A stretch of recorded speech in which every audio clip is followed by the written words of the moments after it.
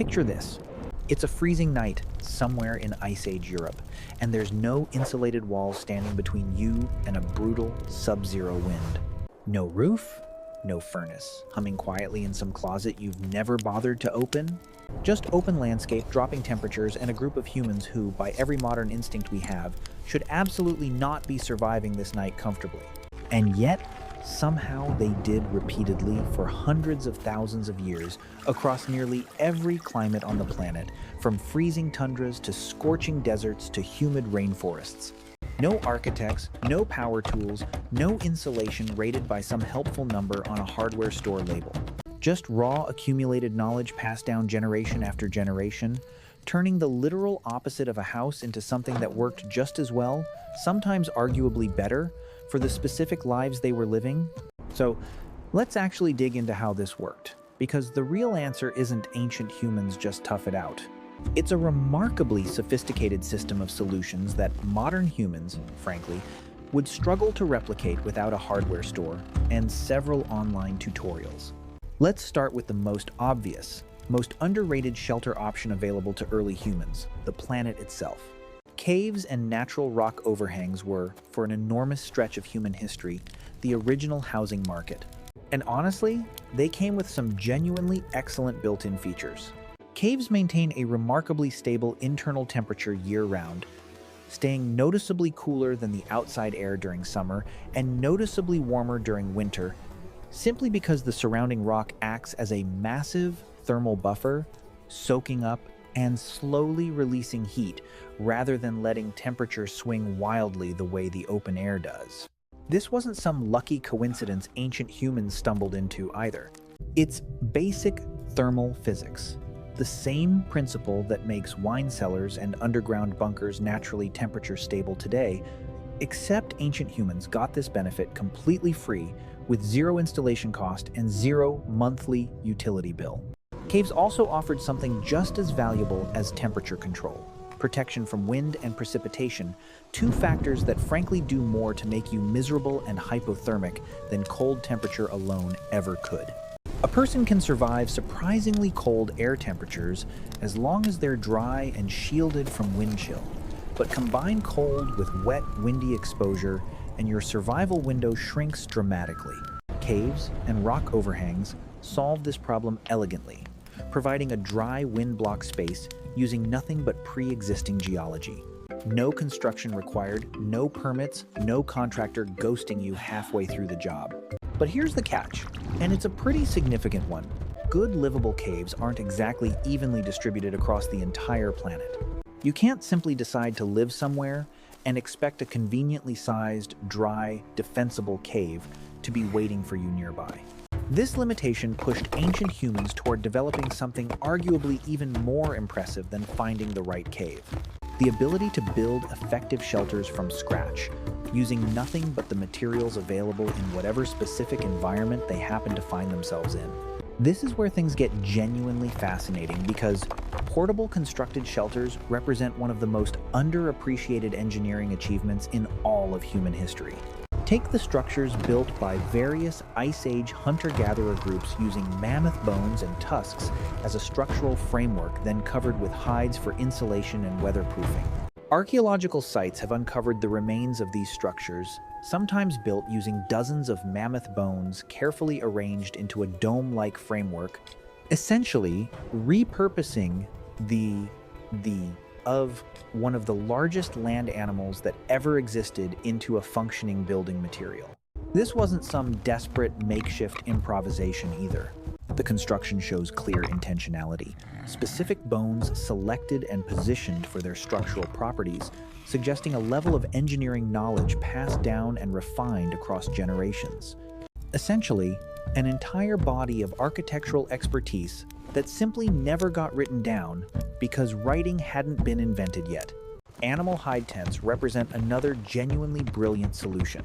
And if this sounds primitive, consider that modern high-performance camping tents are still, at their core, doing the exact same basic job. A flexible, lightweight, weatherproof membrane stretched over a supportive frame. Hide tents offered something that rigid stone or wood structures couldn't: portability. For groups that needed to follow migrating herds, track seasonal food availability, or simply relocate based on changing conditions, a shelter you could pack up, carry, and reassemble somewhere else within hours was an enormous practical advantage over anything more permanent. The structure didn't need to be fancy. It needed to do three specific jobs extremely well: block wind, repel precipitation, and trap a layer of warm air close to the body. An animal hide, properly treated and assembled, accomplishes all three remarkably effectively. Speaking of trapping warm air, let's talk about something that doesn't get nearly enough credit in this entire conversation: the genius of small enclosed spaces. Modern houses are enormous compared to most ancient dwellings, and that size difference matters more than people realize. A smaller, more enclosed shelter requires dramatically less energy to heat because you're warming a much smaller volume of air. And that warm air has less surface area through which to escape. Ancient shelters were often deliberately compact, sometimes uncomfortably so by modern standards, specifically because a tight, low-ceilinged structure with a small entrance retains body heat and fire heat far more efficiently than a large, airy space ever could. Your modern living room, with its soaring ceiling and big open floor plan, looks impressive on a real estate listing. But from a pure thermal efficiency standpoint, it's actually a nightmare compared to the tight, practical dwellings ancient humans were building. Now, let's bring fire into this conversation because, honestly, fire might be the single most important missing piece that made shelter without houses actually viable. A shelter doesn't need thick, insulated walls if there's a reliable heat source sitting right in the middle of it, actively generating warmth throughout the night. Fire transformed a simple windbreak or a basic hide structure into something genuinely livable, even in brutally cold conditions. And ancient humans got remarkably skilled at managing fire specifically for shelter purposes. Banking coals to maintain heat through the night without needing constant tending.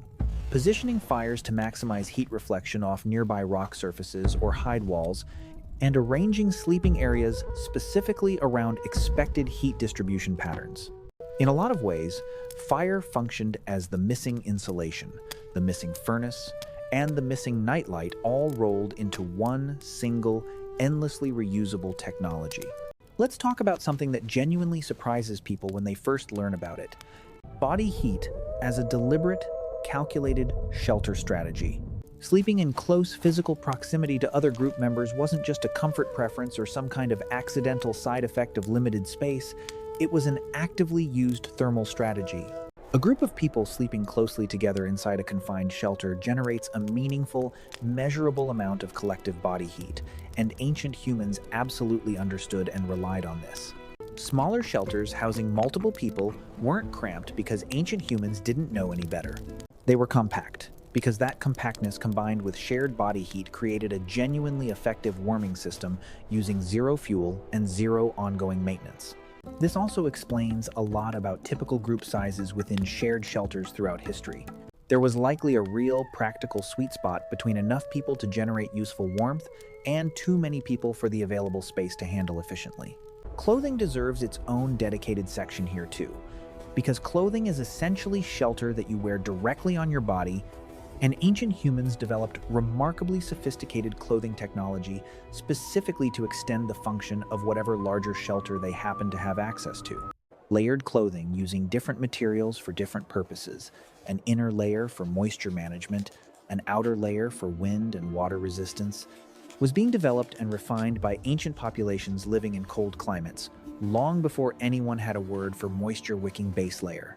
Some archaeological evidence even suggests certain ancient populations developed tailored fitted clothing specifically designed to trap air more effectively than simple draped hides ever could, essentially inventing the conceptual ancestor of the modern winter coat using nothing but hide, sinew, and bone needles. If your shelter for the night was going to be a relatively thin hide tent, or even just a natural windbreak, having genuinely excellent clothing wasn't optional. It was the actual primary defense against the cold, with the structure itself functioning more as a supporting backup system. Let's get into something that often gets overlooked in this whole conversation: site selection, because choosing exactly where to set up shelter mattered just as much as how that shelter was actually constructed. Ancient humans consistently favored locations that offered natural windbreaks hillsides, rock formations, or dense vegetation positioned specifically to block prevailing wind direction, dramatically reducing how hard any constructed shelter actually had to work to keep occupants warm and protected. Proximity to water mattered enormously too, but not too close. Close enough for easy access, far enough to avoid flooding risk, and to keep some distance from the predators and insects that tend to congregate near water sources at night. Elevation mattered as well. Slightly raised ground drains better during rain, and tends snorts to avoid the coldest, densest air that settles into low-lying areas overnight.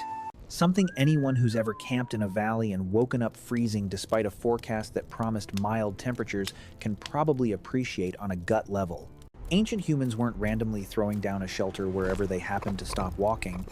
Site selection was an entire skill set in its own right, built on generations of accumulated environmental observation.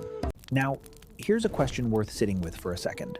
Were ancient humans, lacking permanent houses, actually less comfortable or less protected than we tend to assume from our modern house-dependent perspective? The honest answer is genuinely more nuanced than you'd expect. In many specific practical ways, mobile shelter systems were better suited to the actual lives ancient humans were living than a permanent house would have been. If your survival depended on following migrating herds, tracking seasonal plant availability, or relocating away from depleted local resources, a fixed, permanent structure would have actually been a liability, tying you to one specific location, regardless of whether that location still made practical sense for your group's survival. The flexibility of portable, rebuildable shelter wasn't a consolation prize for not having real houses. It was often a genuinely superior solution for the specific lifestyle ancient humans were actually living. This naturally raises the next big question. If mobile shelter worked so well, why did humans eventually shift toward permanent housing at all? The honest answer connects directly to one of the biggest transitions in all of human history, the development of agriculture. Once groups started cultivating crops in fixed locations, the entire mobility advantage that made portable shelter so valuable suddenly mattered much less. While the advantages of investing serious time and material into a sturdy, permanent structure, protecting stored grain, protecting domesticated animals, providing stable shelter near consistently productive farmland, became significantly more valuable than they would have been for moving hunter-gatherer group. Permanent housing didn't emerge because humans finally figured out shelter. They'd figured out genuinely effective shelter solutions for hundreds of thousands of years already. Permanent housing emerged because the underlying lifestyle that made permanent investment worthwhile finally arrived. Let's talk about something a little less obvious but genuinely important: social structure and shared labor. Because building and maintaining shelter without houses wasn't typically a solo endeavor, it relied heavily on coordinated group effort and divided expertise. Certain group members likely specialized in specific shelter-related skills: hide preparation, structural assembly, site evaluation, fire management, the same way modern construction projects rely on different specialized trades working together rather than one single person trying to handle every single aspect alone. This division of labor meant shelter, construction, and maintenance, despite lacking modern tools, could still be accomplished with genuine efficiency, especially within groups that had developed and refined these specific skills across multiple generations. A shelter that might take one inexperienced person days to assemble poorly could likely be built by an experienced, coordinated group in a small fraction of that time. Built correctly the first time using techniques refined through countless prior attempts. There's also a genuinely fascinating climate adaptation angle worth exploring here, because the specific shelter solutions ancient humans developed varied dramatically depending on the environment they were living in, which tells us something important about just how flexible and locally responsive this entire body of knowledge actually was. Populations living in arid desert environments developed shelter strategies focused heavily on shade and airflow, prioritizing protection from intense solar heat during the day while still allowing enough ventilation to prevent stifling, trapped heat at night. Populations in humid tropical environments developed raised structures specifically designed to improve airflow, reduce ground moisture exposure, and limit access for ground-dwelling pests and predators. Populations in extreme cold environments leaned heavily into the compact, fire-centered, hide-insulated strategies we've already discussed in detail. This wasn't one single universal shelter solution applied everywhere with minor tweaks. It was an enormous, independently developed body of region-specific architectural knowledge refined separately by completely unrelated populations who had never met each other, all converging on remarkably effective, locally optimized answers to the exact same basic problem. It's also worth bringing up something that modern humans rarely have to think about anymore, but mattered enormously in this context. Shelter as active protection against predators and other threats, not just weather. A well-positioned shelter, particularly one using natural barriers, restricted entry points, or strategic elevation, served a dual purpose: weather protection and basic defensibility. Some ancient shelter designs specifically incorporated narrow, easily monitored entrances, intentionally limiting how an approaching predator or rival group could enter the space. Functioning almost like an early intuitive form of basic home security built directly into the structural design itself, centuries before anyone thought to install a deadbolt.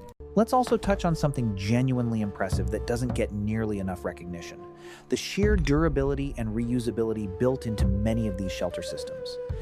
A well-constructed hide tent or bone framework structure wasn't necessarily a one-time use disposable solution. Many shelter components were specifically designed to be disassembled, transported, and reassembled multiple times across a group's seasonal migration pattern, meaning the same physical materials might serve as effective shelter across multiple different locations throughout a single year. This represents a genuinely sophisticated approach to resource management, getting maximum practical value out of materials that, in many environments, weren't necessarily easy or quick to acquire in the first place. Building something once and reusing it intelligently across multiple contexts isn't some uniquely modern, sustainability-conscious innovation. Ancient humans were quietly doing exactly that out of pure practical necessity for an enormous stretch of human history. There's also a genuinely interesting psychological angle worth bringing into this conversation, something that connects shelter to a sense of security that went well beyond pure physical protection from weather. Anthropologists studying traditional and historical shelter practices have pointed out that shelter spaces, even temporary, easily disassembled ones, often carried significant social and symbolic weight within a group, functioning as a defined boundary between inside and outside, between the protected social unit and the unpredictable wider world. This boundary mattered psychologically, just as much as it mattered thermally, giving group members a reliable, predictable space to return to, regardless of how harsh or unpredictable conditions outside that boundary happen to be. Even a relatively simple structure, once established as the group's defined shelter space, likely provided a meaningful sense of psychological stability and belonging that's easy to overlook when we focus purely on the practical engineering side of this entire topic. It's also worth bringing up the genuinely clever ways ancient humans dealt with ventilation and smoke management inside enclosed shelters, a problem that sounds minor until you realize how quickly an enclosed space heated by an open fire can fill with dangerous, lung-damaging smoke if airflow isn't carefully managed. Many shelter designs incorporated deliberate smoke holes or adjustable openings specifically positioned to let smoke escape while still retaining the bulk of generated heat, a balancing act that required real, accumulated knowledge of airflow patterns, fire behavior, and structural design working together. Get this balance wrong, and you end up with either a freezing shelter with decent air quality or a warm shelter slowly poisoning its occupants. And ancient builders clearly understood this trade-off well enough to consistently land somewhere in between, refining specific designs across generations until they reliably solved both problems simultaneously. There's also something worth mentioning about seasonal shelter rotation, a strategy that gets surprisingly little attention given how practical and widespread it appears to have been across numerous ancient populations. Rather than relying on one single shelter type or location year-round, many groups developed entirely different shelter strategies for different seasons. More open, ventilated structures during warmer months, tightly sealed, fire-centered structures during colder months, sometimes even relocating to entirely different geographic locations specifically chosen for their seasonal advantages. A sheltered valley during harsh winter winds, a breezy, elevated site during humid summer months. This kind of seasonal rotation represents a genuinely sophisticated long-term planning strategy, one that required groups to think well beyond their immediate current shelter needs and plan proactively for conditions that hadn't arrived yet. Based entirely on accumulated experience and pattern recognition passed down across generations. Finally, it's worth touching on how some of these ancient shelter principles have quietly survived almost unchanged into specific corners of the modern world, which says something fairly remarkable about just how genuinely effective these original solutions actually were. Traditional yurts used by certain nomadic cultures today still rely on the exact same core principles ancient hide tents were built around. A portable, collapsible frame combined with insulating coverings optimized specifically for a mobile lifestyle. Modern expedition tents, despite using synthetic materials and engineered poles instead of bone and hide, are still fundamentally solving the exact same problem in the exact same basic way. A lightweight, packable structure that blocks wind and precipitation while trapping a livable pocket of warm air inside. We didn't actually invent better shelter concepts so much as we found better materials to build the same fundamentally sound ideas ancient humans had already worked out through nothing but patient trial and error. So, how did ancient humans actually live without houses? The honest, complete answer is that they didn't really live without shelter at all. They lived without one extremely specific, modern version of shelter. The large, permanent, fixed structure most of us picture immediately when we hear the word house. What they actually had instead was an enormous, sophisticated, deeply practical toolkit of alternative solutions. Natural geological shelter. Where available, expertly engineered portable structures where it wasn't, fire management refined into genuine expertise, clothing technology functioning as wearable shelter, strategic site selection based on generations of accumulated environmental knowledge, and coordinated group effort that turned shelter building into a genuinely efficient, well-practiced collective skill, rather than some constant, exhausting individual struggle against the elements. And honestly, the more you dig into the specific details behind all of this, the harder it becomes to view ancient humans as simply surviving without houses in some grim, deprived sense. They weren't enduring a worse version of modern housing. They were running an entirely different system, one built around mobility, adaptability, and an intimate generational understanding of their specific environment that most modern humans, frankly, have completely lost touch with. We've traded that flexible, deeply adaptive knowledge for drywall, insulation ratings, and central heating. And honestly, that trade clearly worked out pretty well for us in plenty of ways. But it's worth occasionally remembering that long before anyone ever needed a mortgage, a contractor, or a single power tool, humans had already figured out through nothing but patient observation and generations of trial and error exactly how to stay warm, dry, and safe almost anywhere on the entire planet using little more than the landscape itself, fire, and the accumulated hard-won knowledge of everyone who'd faced that exact same cold night before them.